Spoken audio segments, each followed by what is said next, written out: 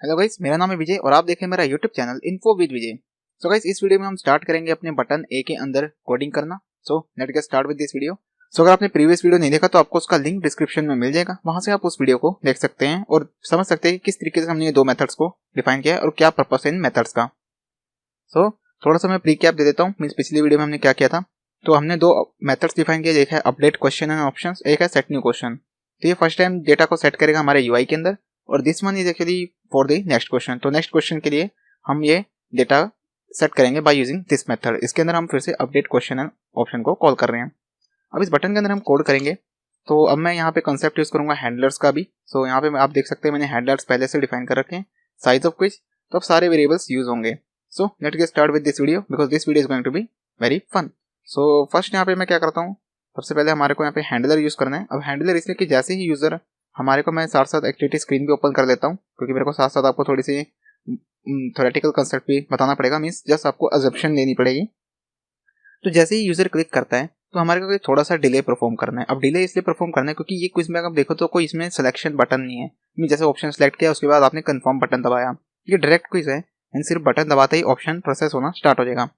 इसलिए हर एक कोड को हमें अलग अलग बटन में कॉल करना है। दैट इज द रीजन कि मैंने सेपरेट बटन के लिए सेपरेट मेथड बना रखे। ऑन क्लिक एट्रीब्यूट यूज कर रहे हैं हम डायरेक्टली, एग्जाम्पल में हमने स्पेसिफाई किया था जो कि ये देख सकते हैं।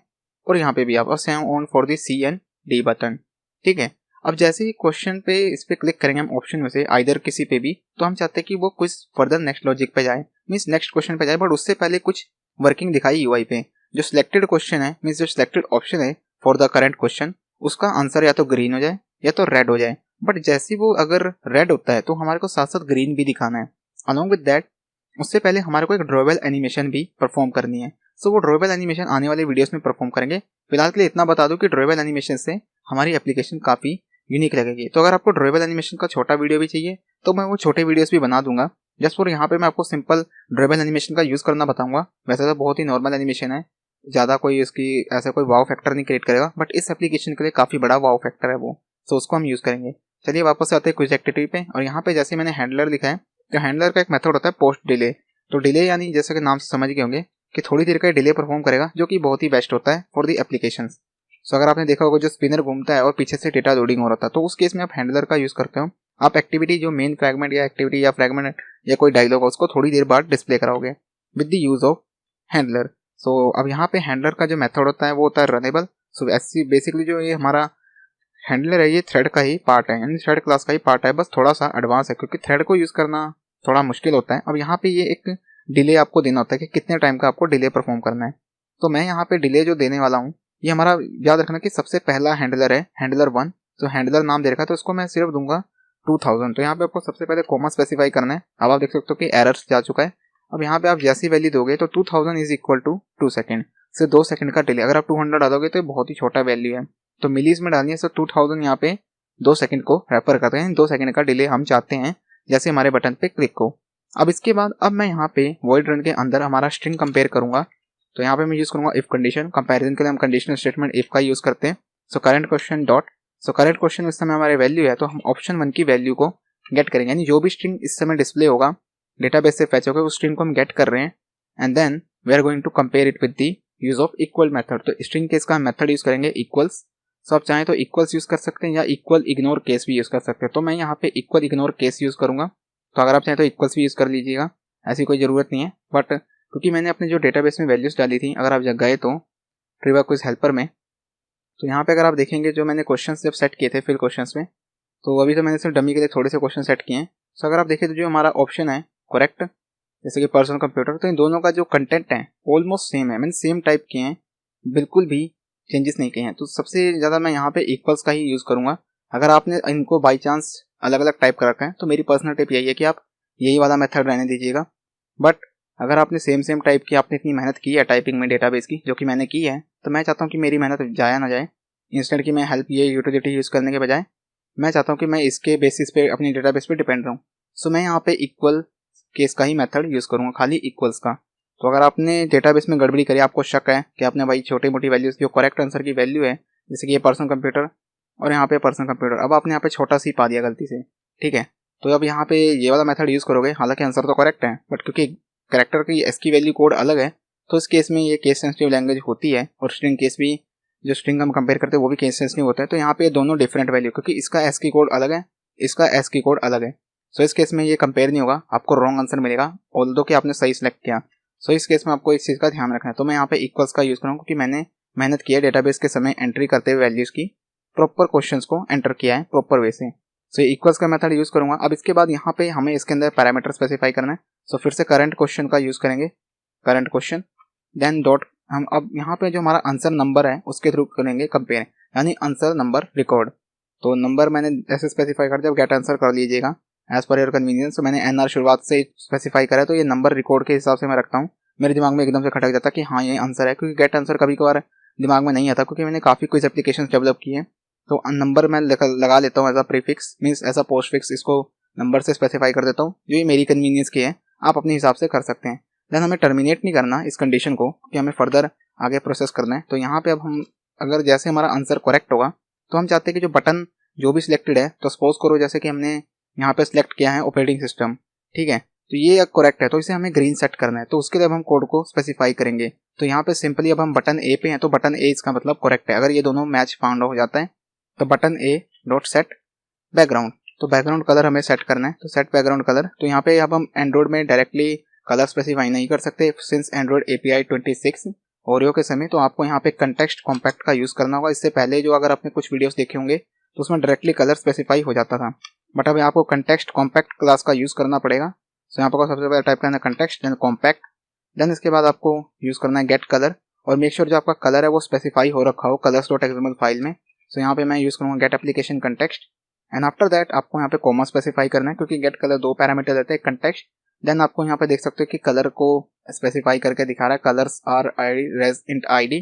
तो आपको कलर की ID देनी है कि कहाँ पे आपका कलर स्टोर है। तो वो एक्चुअली में कलर में मैंने स्टोर कर रखा है पहले से, शुरुआती वीडियो में मैंने कलर बना दिया था। सो आर डॉट कलर डॉट, अब मैं चाहता हूँ ग्रीन हो, तो ग्रीन के लिए मैं ग्रीन कलर यूज़ करूँगा। तो ये कलर हमारा colors.xml में है। तो कंट्रोल और उस पर आप क्लिक करोगे हवर करते से वक्त, तो ये कलर। अब हमारे को गलत के लिए रेड सेट करना है। सो चलिए जाते हैं क्विज एक्टिविटी में फिर से। तो अब यहाँ पे हमारा आंसर सही हो चुका है, और जैसे हमारे को सही आंसर मिलता है तो हमारे को फर्दर, अब यानी आंसर सही है, तो इसका मतलब हमारे को यूजर को नेक्स्ट क्विज पे लेके जाना है। तो अब हमारे को इस मेथड को कॉल करना होगा, जो कि है सेट क्वेश्चन व्यू। बट हम एकदम से नहीं चाहते कॉल करें, क्योंकि हमारे को थोड़ा सा डिले चाहते हैं। तो उस केस में हमारे को जो हमने अपना सेकंड हैंडलर बनाया था, यानी ये हैंडलर 2, तो वो अब ये दो अलग अलग थ्रेड है, क्योंकि एक हैंडलर तो 2 सेकंड का डिले परफॉर्म करेगा। देन फर्दर एक और हैंडलर मैंने बना रखा है जो थोड़ा सा अलग डिले परफॉर्म करेगा। तो इस केस में आपको थोड़ा सा ध्यान रखना है कि हम यहाँ पे 2 हैंडलर का यूज़ कर रहे हैं। तो ये एक अलग सेपरेट थ्रेड में रन करेगा और ये एक अलग सेपरेट थ्रेड में रन करेगा। तो इस केस में आपको ध्यान रखना है। तो यहाँ पे अब हम फिर से यहाँ पे यूज़ कर, अब एक चीज़ का और, यहाँ पे आप डिबगिंग के लिए लॉग डॉट का यूज़ कर सकते हैं, नॉट टोस्ट का मत यूज़ करना, क्योंकि आप इस समय एक थ्रेड के अंदर हैं, यानी एक वर्कर थ्रेड है जो कि बैकग्राउंड में रन होता है। अगर आपने स्पेसिफाई कर दी यहाँ पे टोस्ट स्टेटमेंट, तो आपको एरर मिलेगी। कई केस में चल जाती है, कई केस में नहीं चलती। मोस्टली केसेस में मैंने फेस किया कि नहीं चलती, तो इसलिए आप भी मत यूज़ करना। अगर कई बंदे करते हैं क्या, वो यूज़ हो जाता है, कभी कभार रन हो जाती है, क्योंकि जो डिले अमाउंट ऑफ टाइम होता है बहुत कम होता है कई सिस्टम्स का, पर कभी कभार एरर आ जाता है। तो यहाँ पे मैं दे देता हूँ क्विज इन्फो, देन डिबगिंग जो टैग में देना चाहता हूँ कि क्विज का भाई स्ट्रक्चर क्या है, इन्फॉर्मेशन क्या है। सो यहाँ पे इन्फो के स्पेलिंग गलत हो गए, इन ऑफ हो गया, इन फिर से वही हो गया इन, तो वो पहले तब जाता है मेरे से। देन इसके बाद यहाँ पे हमारे को स्पेसिफाई करना है टेक्स्ट, जो मैसेज हम डिस्प्ले कराना चाहते हैं। तो यहाँ पे हम डिस्प्ले करा देते हैं करेक्ट। तो ये डिबगिंग के लिए कि हमारा जो आंसर सेलेक्टेड है वो करेक्ट है भी या नहीं। जब अगर मान लो बहुत ज़्यादा ही डेटाबेस एंटर हो रहा है, तो उस केस में आप यहाँ पे यूज़ कर सकते हो। देन यहाँ पे अब हमारे को हैंडलर 2 का ऑब्जेक्ट यूज़ करना है। तो एक एंटर मार के मैं स्पेसिफाई करता हूँ हैंडलर 2। तो ये रहा मेरा हैंडलर 2, डॉट स्पेसिफाई करता हूँ, देन पोस्ट डिले। अब पोस्ट डिले के बाद फिर से वही न्यू रनेबल मेथड हमें टाइप करना है। तो रनेबल क्लास का मेथड, तो उसको यहाँ पे आपको सबसे पहले यहाँ पे सेमीकोलन स्पेसिफाई करना है, एंड देन फिर से आपको डिले अमाउंट ऑफ टाइम देना है। सो मैं वही डिले टाइम दे रहा हूँ जो कि है 200 सेकेंड्स, मीन्स 2000, जो कि इक्वल होगा 2 मिली सेकेंड्स के, मीन्स 2 सेकेंड्स के। तो 2000 मिली सेकेंड्स मैंने दे दिया।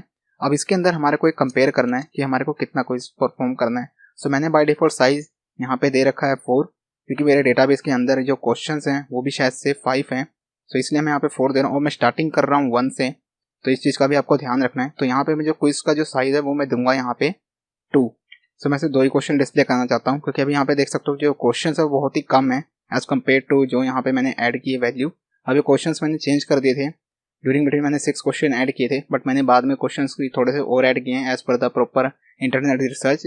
सो दोबारा से मैं और क्वेश्चंस ऐड करूंगा। अभी तो मैं डिबगिंग पर्पस के लिए सिर्फ कर रहा हूँ यूज़ इन्हीं को। सो यहाँ पे 6 क्वेश्चन है टोटल, तो मैंने शायद से 4 या 5 ऐड किए थे। आई थिंक मेरे को याद नहीं है क्योंकि काफ़ी समय हो गया उस वीडियो को बनाए हुए। सो यहाँ पे 6 क्वेश्चन है, तो मैं चाहूँ तो यहाँ पे 4 डिस्प्ले करा सकता हूँ। तो चलिए 4 कर लेते हैं। तो साइज ऑफ क्विज का बहुत इंपॉर्टेंट रोल है। इसके बिना अगर आप यहाँ पे साइज नहीं स्पेसिफाई करोगे तो क्विज हमारी चलती रहेगी। तो यहाँ पे हमारे को कंपेयर करनी पड़ेगी वैल्यू बिफोर कि हम नेक्स्ट क्वेश्चन को सेट करें। तो यहाँ पे if Q I D is not equal to, तो जब तक वो इक्वल नहीं है साइज ऑफ क्विज के तब तक हम सेट क्वेश्चन पे जाएंगे। जैसे ही वैल्यू 4 हो जाती है, कंडीशन फॉल्स हो जाएगी, तो क्विज हमारी रुक जाएगी। तो यहाँ पे मैं डालता हूँ सेट क्वेश्चन। तो सेट क्वेश्चन नहीं आ रहा है, शायद से मैंने जो वेरिएबल का नाम दिया है वो शायद कैपिटल दे रखा है। सो सेट न्यू क्वेश्चन मेथड को मैंने यहाँ पे कॉल कर दिया। अब इसके बाद जैसे ही मतलब कि 4 हो गया, इसका मतलब जो क्विज है वो कंप्लीट हो गई। अब हमारे को यूजर को रिजल्ट स्क्रीन पे ले जाना है। तो यहाँ पे तो ये तब तक चलेगा जब तक क्विज का जिस क्यूआईडी का वेरिएबल इसके इक्वल नहीं हो जाता। तो एल्स पार्ट में हम क्विज को रोकेंगे। मीन्स जो क्विज है हमारी वो खत्म हो चुकी है, उसके अंदर ज़्यादा क्वेश्चन अवेलेबल नहीं है। मीन्स 4 वैल्यू रीच हो चुकी है, जो कि ये आप कह सकते हैं कि मैक्सिमम साइज ऑफ क्विज है, यानी maximum value of the quiz. तो जब ये वैल्यू 4 के इक्वल हो जाएगी इस वेरिएबल की वैल्यू, जो कि होएगी एक समय क्यूआईडी की वेरिएबल जो हमारा है, क्योंकि हम यहाँ पे क्यूआईडी को इंक्रीमेंट कर रहे हैं, तो एक समय ऐसा आएगा इसकी वैल्यू 4 हो जाएगी। तो ये 4 वैल्यू यहाँ पे आ जाएगी। सो 4 इज नॉट इक्वल टू 4, जो कि एक्चुअल में ट्रू है कि नहीं है, बट एक्चुअली में कंडीशन मेट हो जाएगी और ये फॉल्स हो जाएगी। तो ये एक्चुअली में कंडीशन यहाँ पे हमारा इफ ब्लॉक बंद हो जाएगा जब दोनों जगह वैल्यू 4 आ जाएगी। तो इस समय हमारा एल्स ब्लॉक एग्जीक्यूट होगा। तो यहाँ से हमें क्या करना है, यहाँ पे हमें एक नई एक्टिविटी स्टार्ट करनी है, जो कि होगी रिजल्ट एक्टिविटी। तो सिंपली यहाँ पे क्लिक करते हैं, जाते हैं और यहाँ पे एक रिजल्ट एक्टिविटी बनाते हैं। तो न्यू पे जाते हैं और यहाँ से एक एक्टिविटी स्टार्ट करेंगे। आप चाहें तो डायलॉग भी डिस्प्ले करा सकते हैं, बट मैं यहाँ पे एक्टिविटी ले रहा हूँ। सो ये है हमारी एम्प्टी एक्टिविटी, क्योंकि मेरे को फर्दर जो सारा डेटा हम वो रिजल्ट एक्टिविटी में डिस्प्ले करेंगे। तो ये हो जाएगी हमारी। तो मैं सिंपली एक्टिविटी रिजल्ट लिख देता हूँ और क्लिक कर देता हूँ फिनिश। तो आप देख सकते हो कि हमारा ग्रेडर का सिंक स्टार्ट हो चुका है। सो वेट करते हैं इसके सिंक को कंप्लीट होने के लिए। We can see the sync is now completed. इन दोनों को क्लोज करते हैं, क्योंकि अभी हमारे को इनके अंदर ज़्यादा कुछ करना नहीं है, क्योंकि डिजाइनिंग हम बाद में करेंगे। पहले हम अपनी कोर लॉजिक जो कि क्विज का लॉजिक उस पर फोकस करेंगे। तो अब जैसे हमारी क्विज खत्म हो जाएगी तो हम क्या करेंगे, यहाँ पे इंटेंट स्टार्ट करेंगे। सो इंटेंट स्टार्ट करना बड़ा ही आसान है, यानी एक दूसरी एक्टिविटी को स्टार्ट करेंगे।